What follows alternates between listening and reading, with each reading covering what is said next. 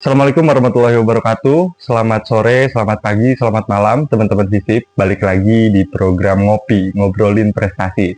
Tentunya di sini kita bakalan bahas prestasi baik dari mahasiswa maupun dosen FISIP Universitas Juanda. Hari ini kita kedatangan mahasiswa Sains Komunikasi FISIP Universitas Juanda yang telah tersertifikasi BNSP dengan skema komunikasi marketing. Teman-teman penasaran gak sih kita bakalan bahas apa aja?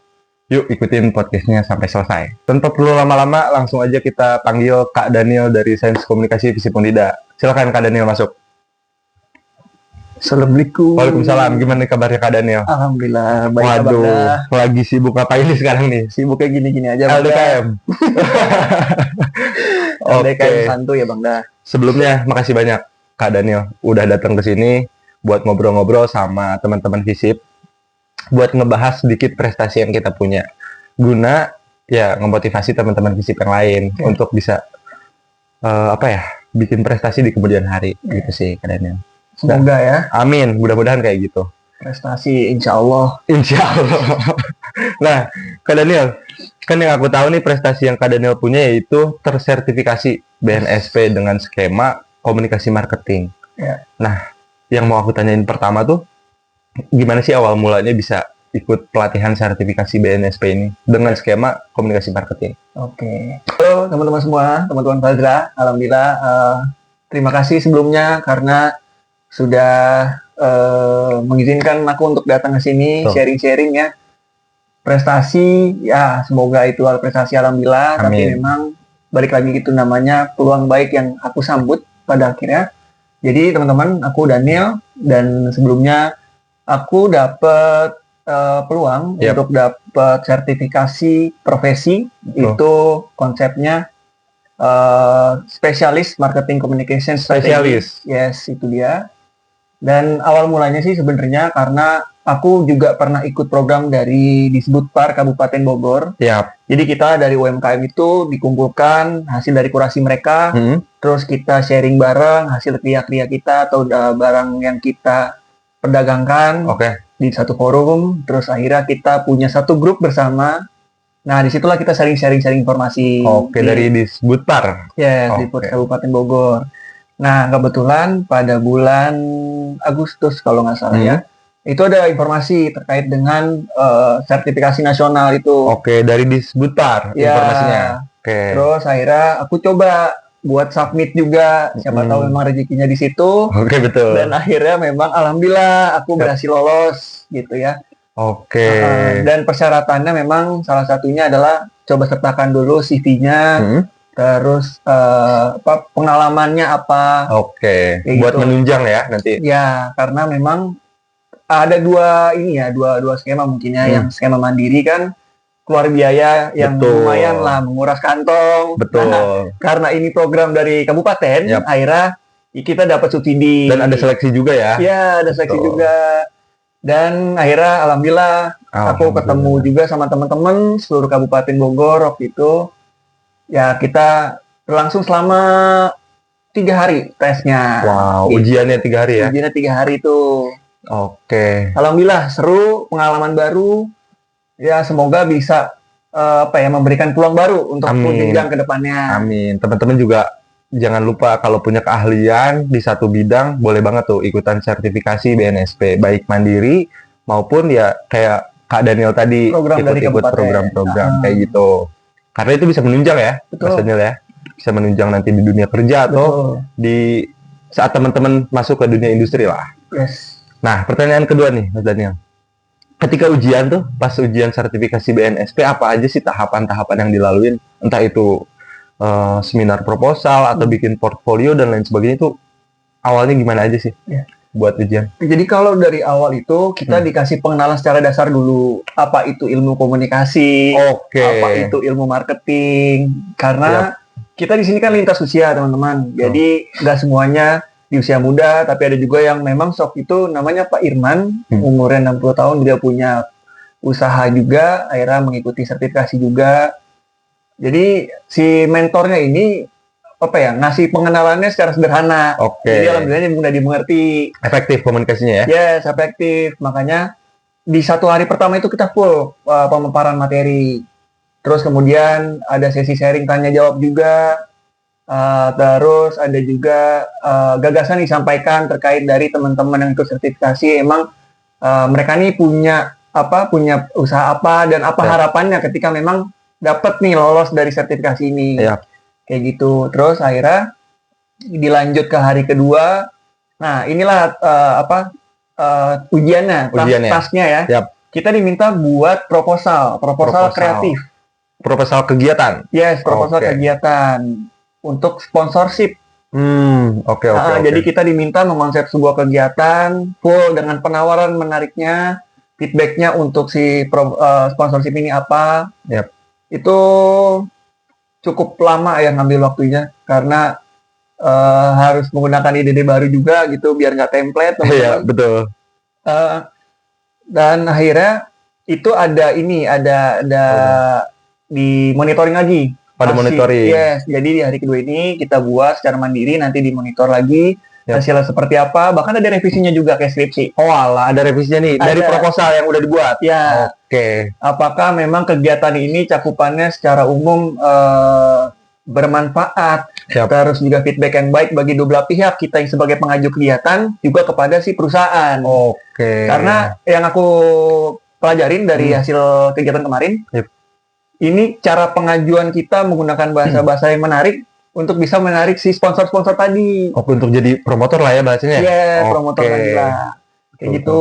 Jadi aku sendiri waktu itu ngusung kegiatan acara musik.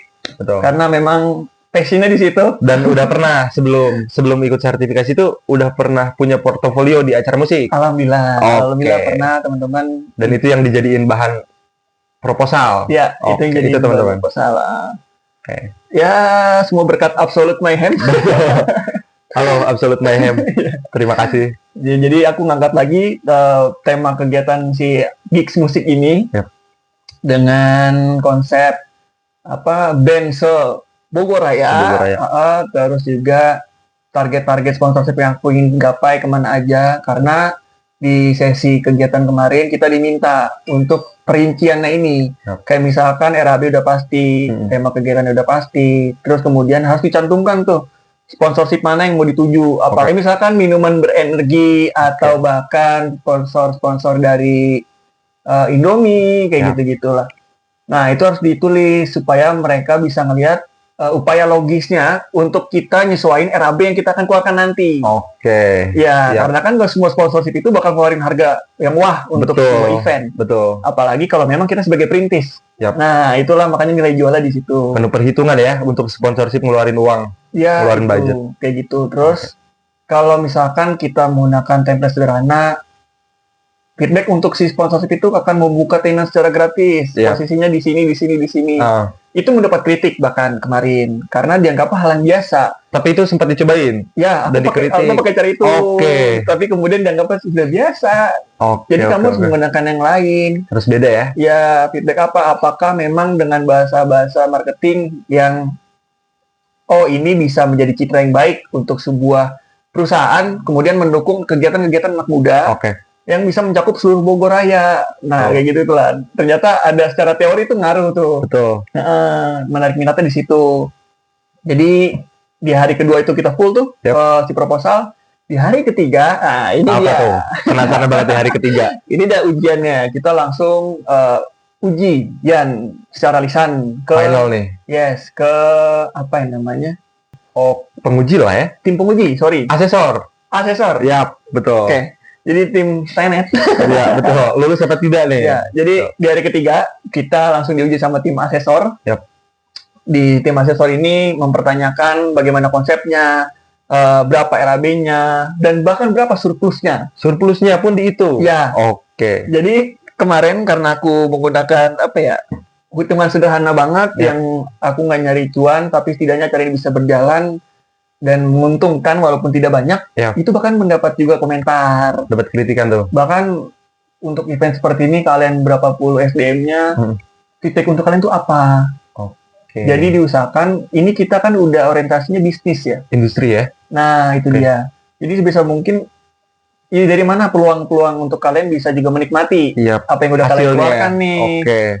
kayak gitu. Dan akhirnya aku ada revisi lagi dari aku berusaha hitung-hitungan lagi yang sekiranya oh ya udah ini berarti cukup nih untuk perorangan biayanya sekian, untuk rame-rame feedbacknya kayak gini. Alhamdulillah ya udah di ACC akhirnya di ACC tuh. Walaupun dengan nasihat yang aku inget banget waktu itu, jangan takut untuk mengusung sebuah acara, jangan takut untuk bermimpi ya karena pada akhirnya kita bakal bisa capai tahapan-tahapan yang kamu inginkan. Coba aja dulu. Yang penting gas aja dulu.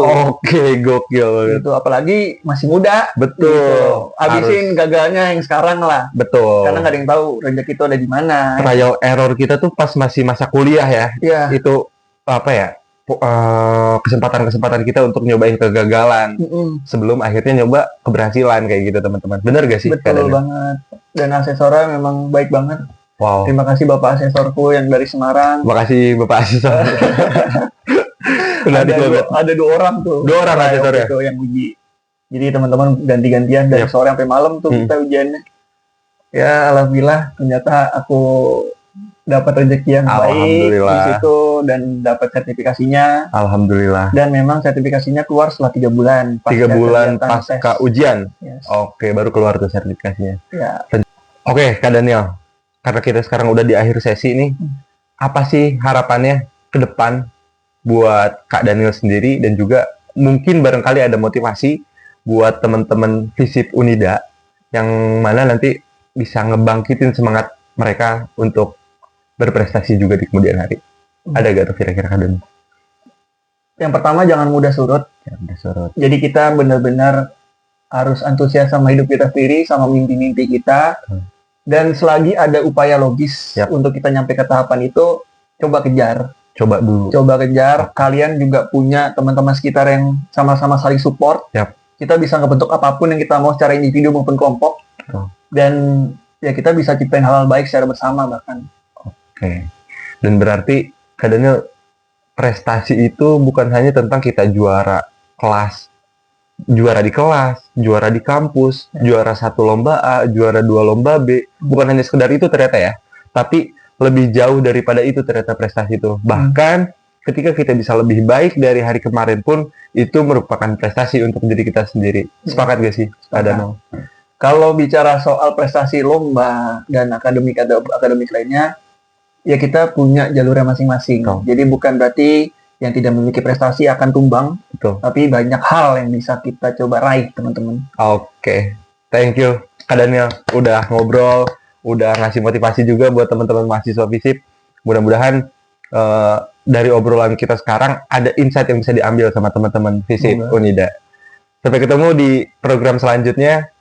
Assalamualaikum warahmatullahi wabarakatuh. See you, teman-teman. Bye.